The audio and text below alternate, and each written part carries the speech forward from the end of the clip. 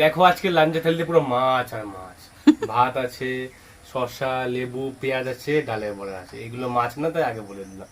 এরপর শুরু হচ্ছে মাছ। এখানে হচ্ছে কাতলা না রুই আজকে এটা? এটা কাতলা। কাতলা মাছ আলু পেঁপে দিয়ে।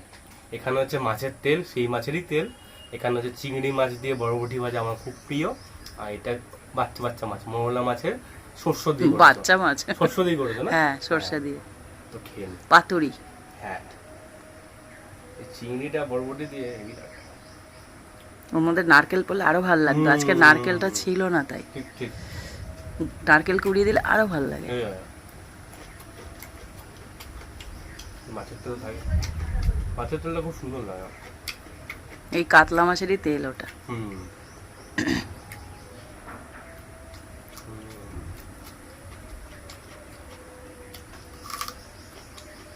লেবু নিতেই ভুলে গেছিলাম। ঝোল খাই, গরম একদম।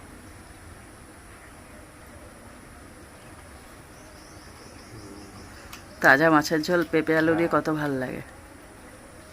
চর্বিটা খুব সুন্দর লাগে বেশ আমার।